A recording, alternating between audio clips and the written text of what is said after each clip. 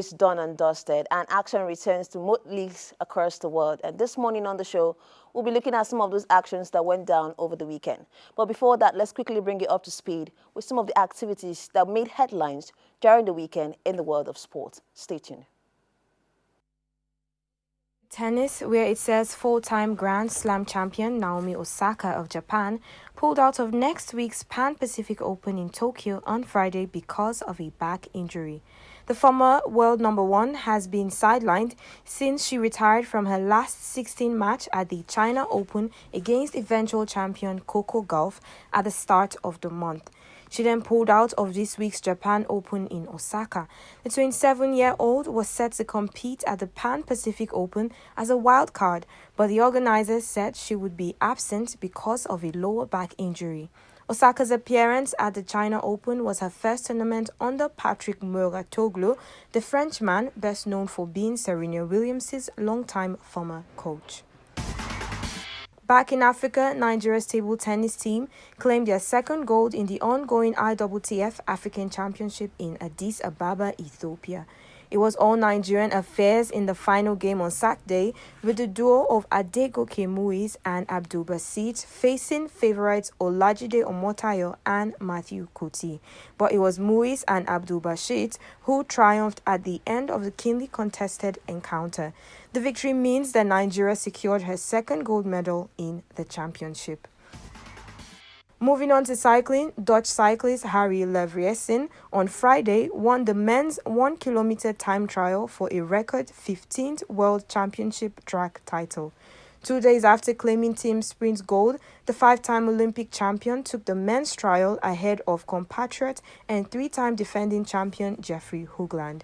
Britain's Joseph Truman won bronze. Lavriesen overtakes France's Arnaud Tonant's 14 world titles between 1997 and 2008. The 27-year-old could add to his tally in the individual sprint event on Sunday, where he's a 5-time reigning champion. In football, Nigerians Flamingos on Saturday night at Chibao bashed Ecuador 4-0 in a Group A second-round group match, stamping her authority in the group. Shakirat Mashoud got a brace in the match, opening the score sheet via penalty in the 28th minute after captain Taiwo Afolabi was hacked down in the box, and the second goal from her came in at the time of 90 plus 6 minutes when Chidi Harmony laced her pass. Nigeria thus secured her quarter-final ticket, leading Group A with 6 points, scoring 8 goals and conceding 1. Ecuador, despite the defeat, is still second with 3 points, scoring 2 goals and conceding 4. Host Dominican Republic with no points and awaiting her second match is third. Up next for the Flamingos is a final Group A tie against host nation Dominican Republic on the 23rd of October.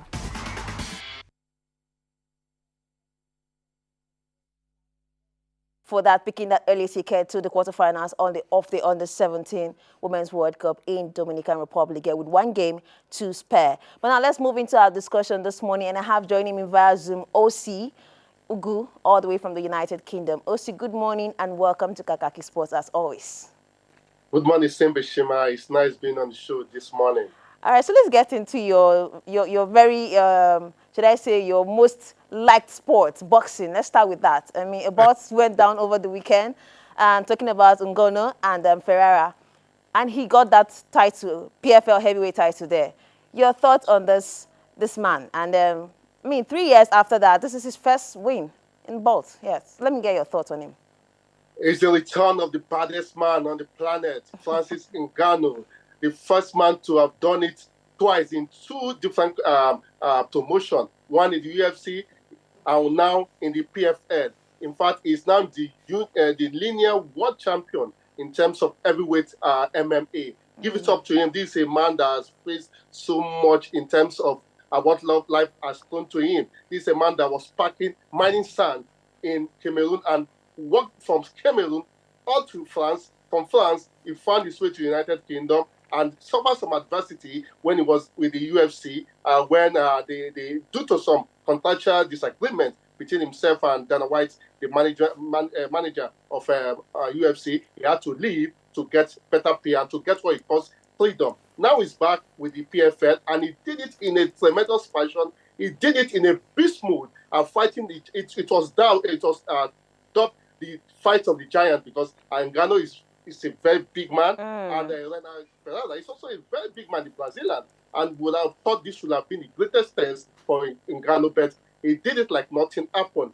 In just one round, he finished off the giant in a dramatic fashion, in the most unexpected fashion for some doubters, but expected fashion for people like us that have always believed in him, that have always seen the type of stuff he's made of, that have always seen the monster, the predatory spirit he has got. And I'm happy for him, though post-fight, it was all about being emotional due to the loss of his son. He's a 14 or 15-month-old son, Kobe, named after the great Kobe Bryant, who died also in Cameroon. But all in all, we're happy he's back. We're going to see more of him in the MMA, now with the PFL. So much to talk about that particular fighter in the months and the years ahead. All right, just talking about his victory, do you think his weight? I mean, I saw that he was weighing more than Ferreira in the build up to the fight, or should I say, 4 hours to the fight, they discovered he will weigh more than Ferreira. Do you think his weight was part of his advantage of knocking out Ferreira in that first round? No, I wouldn't say weight is an advantage or a disadvantage. And because you're heavy now, you're bigger than the other person naturally. And it's heavyweight for crying out loud. It's heavyweight boxing. Yes. So you could weigh as much as you can, but again, you shouldn't weigh to your disadvantage. And one thing that has not been going well for Ngannou is he doesn't have a lot of gas in his tank. I must be very frank in that regard. Because people are saying they want to see the biggest fight in MMA between John Jones and Ngannou. I will know that John Jones is a complete athlete more than Ngannou, because John Jones is an all-rounder, unlike Francis Ngannou. Ngannou just started, grappling and wrestling of recent, but he's more of a boxer than of a complete MMA fighter, unlike John Jones, who has got more gas in his tank. So I feel once you're too overweight, it might have an adverse effect on your fight in a particular game. You gassed out in that fight. If there was a second round, I don't know if you'll have gone the distance also. Because one thing he has always got is not having enough gas in his system. All right. Congratulations to Ngannou there, Cameroon's Ngannou there, for making that victory after 3 years of winning his last MMA fight. But now let's move away from that to the Nigerian Premier League, where matches went down over the weekend, match day 8. And I'd like to talk about the results first of all before we get into the goal scorers. These were the results from match day 8. 5 games on the card, and then 5 more games to be played later today. But let's look at the games that were played yesterday, precisely that game between Kano Pillars and Katsina United. Also, your thoughts on the results? The match between Kano Pillars and Katsina United? Yes. I thought it was Kano Pillars and Kwara United. Kwara United. Thank you so much for that, Kwara United. Yeah, because a match between Kano Pillars and Katsina United is a blockbuster, Alewa derby. So you should expect, even the one between Kwara United too is an Alewa derby also, because they're all from the north. But Kano Pillars, a team, of course, I'm doing the jersey of Kano Pillars. I can see that. Of course, since I couldn't get that of Rangers, what do I ask? Then my answer belongs to Rangers. Don't get it twisted. All right. Permit me to just dwell a little bit about the match between Rangers and Kano Pillars. No doubt it was a very good one for Ahmed Musa, but there were some controversial calls in that game that should be looked into. The 2 penalties were too soft for me, especially the one involving Musa. For me, it died. There was no contact. And the female referee, although I was against the goalkeeper in the first penalty for charging towards her, I didn't like that aspect. But I didn't also like the officiating, especially those 2 penalties. They should be reviewed later on. Then talking about the game at now, which was played over the weekend, Kano Pillars, Kwara United, yes. Good one again, seeing a goal from Ahmed Musa. I'm happy he has found a place again, a place of comfort for himself. And Kwara United, having been able to withstand Kano Pillars at the Sani Abacha Stadium, I'm happy for them also, because Kwara United has been a very good team, mid-level team, I want to say, mid-level team, permit to use that word, in the Nigerian Professional Football League. Not some years back, they were in the CAF Confederations Cup, if I'm not mistaken. Yeah, but ever since then, they've been. I don't want to use the word wishy-washy, but now they've been. They've settled for just staying in the league. Yeah, they've just been like staying in the league, like and some other traditional clubs that have But always been in just the league. staying with Ahmed Musa and Kanu Pillars, do you think this is a message to the NFF and the Super Eagles or the head coach, looking at the fact that he has been omitted in a lot of call-ups in recent times, and then his form currently in the MPFL? Do you think this is some sort of message he's trying to send out there that I'm old, but I'm not gone? Okay, the problem I find with inviting Musa to the national team is that most coaches that invite him, they always bench him.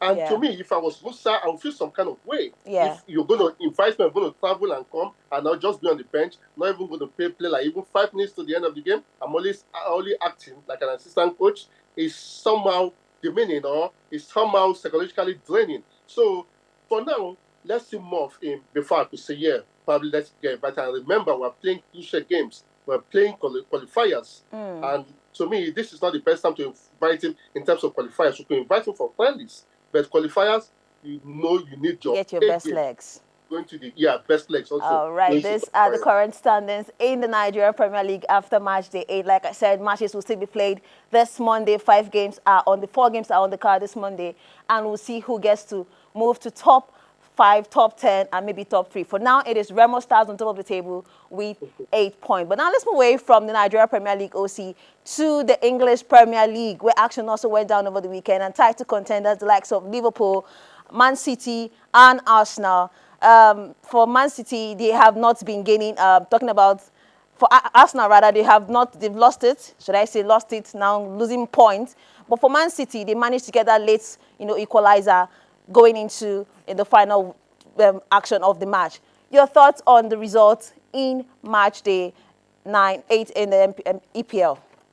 Okay, I'm going to start with one that was played yesterday, the Super Sunday clash between Liverpool and Chelsea. Of course, Liverpool showed they can dig in deep and get a result when they have tough games like the one they had yesterday. At the beginning of the game, in the first half, it was a better quality performance from Chelsea. But Liverpool were also able to create chances, dangerous chances that also led to penalty calls, and eventually they were able to win one call and they scored. And second half, we could see, despite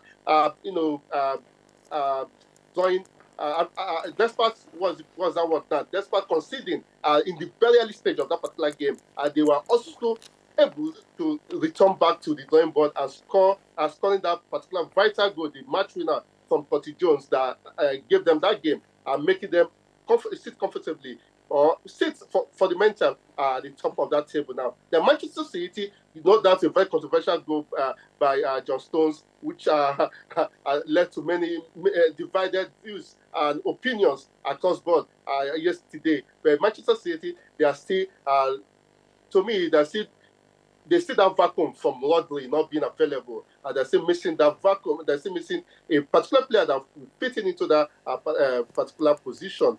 It shows how effective or how vital a player can be in a team setup. Then Arsenal, they've had.